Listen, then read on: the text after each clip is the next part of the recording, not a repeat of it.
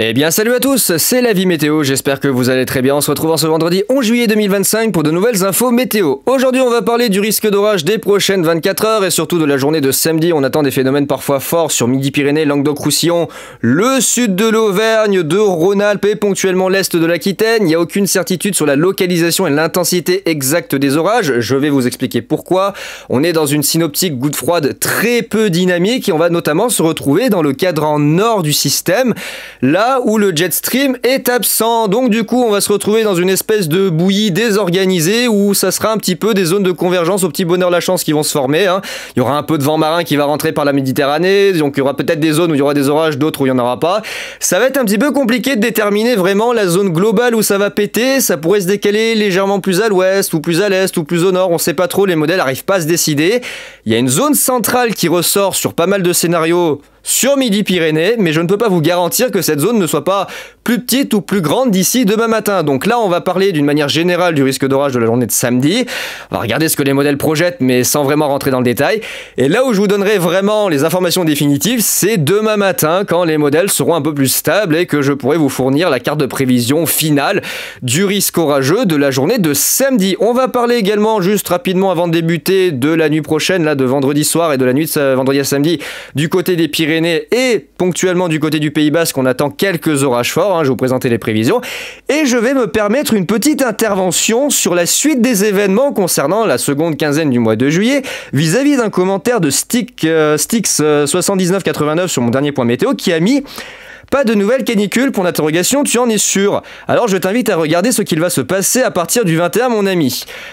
Je pense pas que ça soit à but de dénigrer mon travail, mais je pense que Stix, tu n'as pas le recul nécessaire et les connaissances pour, justement, savoir qu'à partir du 21, il n'y a absolument aucune fiabilité.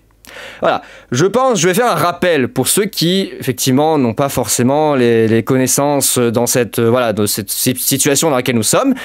Je vais faire un rappel. Nous sommes en plein été. Le vortex stratosphérique n'existe plus, il est au repos. Le jet stream n'est quasiment plus là, il ondule de temps en temps avec quelques branches. On a un dynamisme atmosphérique qui est au repos sur l'hémisphère nord. Donc on va avoir davantage des systèmes gouttes froides aléatoires qui vont transiter un petit peu au petit bonheur la chance selon où les flux vont les diriger. Des anticyclones qui, pareil, gonflent et dégonflent un peu au bon vouloir des déplacements des masses d'air. Donc on n'a absolument aucune fiabilité, ça ne sert à rien de me dire, de regarder ce qu'il va se passer à partir du 21, en ayant quand même l'air de dire, et c'est là où je suis un peu irrité de ce commentaire, l'air de dire que je raconte des bêtises à dire qu'il n'y a pas de canicule après le 21. Il n'y a pas, et je le répète, pour le moment, de canicule avérée sur les modèles à partir du 21, et surtout la fiabilité s'arrête à J+3, J+5 grand max. On ne sait déjà pas ce qui va se passer demain. Comment voulez-vous arriver à prévoir ce qui va se passer au-delà de 10 jours? Je suis pas Madame Irma non plus, faut pas m'en demander trop, je veux bien vous faire des prévisions précises, mais ça s'arrête là. Je veux pas vous dire, dans 15 jours, il va y avoir une grande catastrophe en France, on va tous mourir. C'est pas le but, d'ailleurs c'est contre-productif. Donc, Stix7989, si tu vois ma vidéo et si tu m'écoutes, je te le répète, ça ne sert à rien d'affirmer qu'il va y avoir une canicule au-delà du 20 juillet, puisqu'il n'y a absolument aucune fiabilité sur le comportement des centres d'action à J+10. On n'est que le 11 juillet. À quoi ça sert d'aller regarder aussi loin en disant « Oh putain, il va y avoir une canicule, il faut annoncer à tout le monde qu'il y a une canicule ». Non, on se calme, ça va bien se passer, je vous le dis. Il va faire chaud à nouveau pour la fin du mois de juillet, on risque de récupérer des flux de sud, effectivement. Mais sur la plupart des modèles, le risque caniculaire n'est pas majoritaire. On verra plus tard, on verra les prochaines projections. Peut-être que ça deviendra caniculaire au fil du temps. Mais pour l'instant, c'est pas le scénario majoritaire qui en ressort pour la fin du mois de juillet. Voilà, je pense que certains manquent de beaucoup de recul et de connaissances sur le sujet. Il faut que ça rentre petit à petit. Et on est là aussi pour vous apprendre ce genre de choses. Alors, sans plus tarder, de façon à pas non plus épiloguer 3 heures là-dessus. Le petit risque d'orage de la nuit de vendredi à samedi. Donc déjà, pour ce soir, il va y avoir quelques orages forts qui vont se former essentiellement sur les reliefs des Pyrénées près des frontières espagnoles. Ça devrait pas être beaucoup, vraiment c'est quelques orages qui devraient se former côté français et surtout côté espagnol, ça partira vers le sud. En revanche, là, attention quand même, dans la nuit de vendredi à samedi, peut-être que par un effet de reflux ou d'onde de... on verra, par un effet de courant de densité, peut-être quelques orages forts qui pourraient tangenter les Pyrénées-Atlantiques et venir déborder ici sur les plaines au-delà des Pyrénées. La probabilité n'est pas forcément très élevée, si ce n'est quasi inexistante. Cependant, il y a certains modèles tels que CEP qui le voient. Je trouve que CEP, sur certaines situations, il s'en sort très bien, donc je l'ai quand même pris en compte dans son scénario, qui est la possibilité d'avoir des orages, surtout qu'il va y avoir de l'instabilité qui va stagner dans la zone durant la nuit, et qu'il y a un petit effet galerne qui pourrait peut-être se former, hein. Ça pourrait faire des rafales de vent entre 60 et 80 km/h le long de la côte. Ça peut faire reprendre l'activité orageuse effectivement dans la nuit. Donc le risque est faible, mais j'ai préféré quand même le prendre en compte et vous annoncer que potentiellement il y a des orages localement forts avec de fortes pluies, un petit peu de grêle et de fortes rafales de vent. Globalement, ça sera faible à modéré, hein. Il n'y aura rien de vraiment spécial à attendre de ce côté-là. C'est vraiment les reliefs là près de l'Espagne qui vont prendre tarif, mais sans vraiment vous dire que le risque est non nul, hein, du côté du Pays Basque notamment, Pyrénées-Atlantiques. Et puis, demain matin, le samedi matin, peut-être quelques cellules qui pourraient gambader ici entre les Pyrénées-Orientales, le littoral de l'Aude et les environs de l'Hérault. À voir, ça c'est pas certain, vu que le marin va commencer à se lever petit à petit dans la journée de samedi, ça pourrait peut-être décaler le risque plutôt plus tard dans la journée, donc ça couvrira la journée de samedi pour la carte. Mais là, j'ai préféré jouer la carte de la prudence, il y a peut-être quelques petites cellules isolées porteuses de fortes pluies qui pourraient transiter ou gambader, hein, voir dans les environs du littoral là, du Languedoc. C'est pas sûr, j'ai quand même préféré courir le risque, on ne sait jamais. Donc pour le moment, la vigilance, elle reste modérée pour les zones qui sont concernées pour ce vendredi, la nuit prochaine. Et éventuellement, demain, si la situation l'exige, une vigilance renforcée sera activée sur cette zone-là, notamment Midi-Pyrénées, l'est de la Nouvelle-Aquitaine et le Languedoc-Roussillon. Alors je pense que Midi-Pyrénées a de fortes chances de passer en vigilance renforcée, étant donné ce qui est annoncé, des orages forts, violents. Bon, globalement ça sera du fort, mais localement ça pourrait taper pas loin du violent, notamment sur l'aspect grêligène et pluvieux, avec de très fortes pluies, de gros cumuls de pluie, d'importantes accumulations de grêle, une forte activité électrique. Ça sera déterminé d'ici demain matin, hein. Vraiment il n'y a aucune certitude sur ce qui va se passer. Je vous expliquais avec les modèles là, pourquoi c'est vraiment brouillon. Et peut-être ici la basse vallée du Rhône, mais là encore, scénario totalement aléatoire, hein. Le modèle Arôme voit de gros orages entre le Gard, le Vaucluse et Bouches-du-Rhône, sud de Romardèche, et d'autres voient que dalle, hein, vraiment rien du tout, avec des orages qui finalement transitent directement en direction de la Corse, de la Sardaigne et de l'Italie. Franchement, je vous le dis, il faudra attendre demain matin pour avoir des précisions au niveau du zonage et de ce qui va se passer, parce que là, c'est vraiment brouillon, hein. C'est vraiment très brouillon sur ce qu'il va se passer. Donc on la voit, cette petite goutte froide, elle est là. Regardez. Elle est là, petite goutte froide, regardez, elle tournicote au large du Portugal. On voit d'ailleurs toute cette humidité qu'elle brasse au niveau de la surface, hein. On a pas mal d'altocumulus qui traînent et de zones de nuages bas.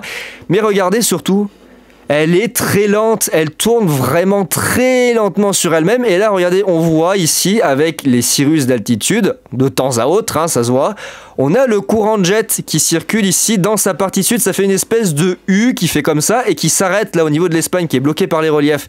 Et ce jet-là, c'est lui qui va envoyer quelques petites impulsions aléatoires demain sur le sud-ouest du pays et peut-être donner des orages forts. Je vais vous montrer avec les modèles pourquoi ça va être compliqué, notamment regardez le modèle Arôme qui normalement a commencé à se mettre à jour. Voilà, il a commencé à se mettre à jour, mais regardez le jet stream, on va le voir. Alors attendez, peut-être que côté espagnol on va mieux le voir. Voilà, regardez, côté espagnol on va mieux le voir. Regardez, on voit le jet stream qui circule essentiellement sur la partie sud du système. Donc on a ici une branche, hein, qui fait un U, mais surtout sur le cadran sud, hein, il souffle quand même assez fort entre 140 et 160 km/h. Et là, regardez le samedi. On a quand même, et malgré les reliefs espagnols, on a quand même, regardez, des petits bouts de jet qui sont propulsés de temps à autre jusque sur le sud de la France, avec quelques petites pinouilles qui viennent tangenter ici, Languedoc-Roussillon, Midi-Pyrénées. Donc dans cette partie-là, c'est pour ça qu'il va y avoir des orages qui vont se développer. On va avoir des cisaillements avec le vent marin en surface qui va remonter par le sud-est, des zones de convergence qui vont se mettre en place ici avec les reliefs, on va avoir des mouvements orographes, et c'est pour ça qu'il va y avoir quelques orages qui vont se développer. Mais pourquoi ils vont être si compliqués à prévoir? Eh ben parce qu'il n'y a rien. Justement, niveau dynamisme, il n'y a que dalle, il n'y a absolument rien. Ça va être vraiment au bon vouloir des zones de surface de développer ou pas les mouvements ascendants. Donc on est vraiment dans une situation compliquée, hein, demain sur la région Midi-Pyrénées, hein, ça va être aléatoire, totalement aléatoire. Le plus gros va passer surtout côté espagnol et côté baléares, hein. On voit que le jet stream part en direction ensuite de la Sardaigne. Regardez, on le voit ici. Voilà, il va partir en direction de la Sardaigne et de l'Italie, et c'est là qu'on attend finalement les phénomènes les plus forts, hein. Ça va suivre, regardez, les orages vont suivre, hein. Voilà, on voit les orages suivent finalement plutôt sur le sud du système, là où le jet stream est le plus important. Notamment là on voit ça part vers la région PACA, la Corse et l'Italie. Ça reprendra au niveau Sardaigne, Italie, Corse, à mon avis ça va reprendre le dimanche avec des orages parfois forts. Et côté français, bah ça va être compliqué. Oh, j'ai dit France, tu me mets la Francia.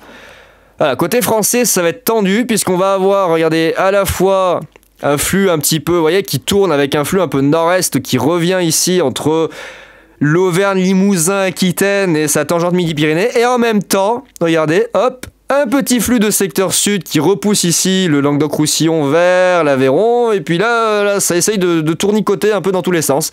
Et là, on sait pas ce qui va se passer parce que vous voyez, c'est au bon vouloir des zones de convergence. Il y a une possibilité d'avoir une zone plus précise du côté de l'est de la Nouvelle-Aquitaine, Midi-Pyrénées et Languedoc, mais je peux pas vous garantir que les modèles aient raison. Avec des cumuls de pluie très importants, hein, localement, attention, ça pourrait donner entre 30 et 50 mm, voire un peu plus. Là, on a une grosse signature dans la nuit de samedi à dimanche dans la basse vallée du Rhône, notamment les environs du Gard, Bouches-du-Rhône et Vaucluse, avec des orages forts très pluvieux, très électriques. Je sais pas ce qui va se passer, mais le modèle Arome voit quelque chose d'assez gros. Peut-être que je pourrais me déplacer, hein, qui sait. Je vais peut-être aller voir, on sait jamais. Alors, c'est pas un scénario qui est majoritaire hein, sur la plupart des modèles. Je sais pas pourquoi lui il voit ça, mais il voit des gros orages. Regardez, Bouches-du-Rhône, Vaucluse, sud Dromardèche. Alors, sur ce run-là, il voit ça. Sur ce run-là, regardez, il remonte sud Dromardèche, hein, un peu plus à l'ouest, côté gare. À voir s'il maintient sur le 6Z. On verra bien, mais c'est totalement aléatoire. Hein. Vraiment, c'est totalement aléatoire pour demain. On sait pas trop ce qui va se passer. Je vous dis, la goutte froide est vraiment pas dynamique. Il y a beaucoup d'instabilité, ça par contre on va pas en manquer, l'instabilité il va en avoir énormément. Beaucoup d'instabilité qui va remonter. Donc ça va bien alimenter pour le risque de grêle et les fortes pluies. On aura un aspect pluvieux et gréligène très marqué. Vous voyez, on a littéralement du 2800, presque 3000 annoncés, avec du -9. Donc ça s'annonce bien instable. Localement ça donnera des cellules je pense vraiment bien alimentées en stationnaire. D'ailleurs, il me semble que l'eau précipitable... Ouais, voilà. On a vraiment ici, du côté, notamment, je pense, de l'Aude et aux alentours du Midi toulousain, on risque d'avoir vraiment des phénomènes pluvieux et gréligènes très intenses, stationnaires, durables, qui pourraient donner des inondations. Hein. Va falloir faire gaffe. Hein. Parce que, vous voyez, l'eau précipitable, la signature approche quand même les 50 mm. Donc là, va falloir faire gaffe. Hein. Sûrement du très pluvieux et très gréligène de ce côté-là. Idem près de la Méditerranée dans la nuit de samedi à dimanche. Affaire à suivre. En plus, on a plusieurs impulsions, qui pourraient se faire jusqu'à mardi, avec peut-être encore des orages qui pourraient se développer. De ci, de là. Pas mal d'hélicité aussi sur la tranche 0,1 km. Donc peut-être des super cellules qui pourraient se former, mais bon, ça reste aléatoire. Hein, ça reste vraiment aléatoire. Le risque de tornade est présent. En tout cas, de phénomène tourbillonnaire est présent. Dans la région toulousaine, on a des traces de cisaillement sur la tranche 0,1. On en a un petit peu sur la tranche 0,6, mais c'est pas forcément bien organisé.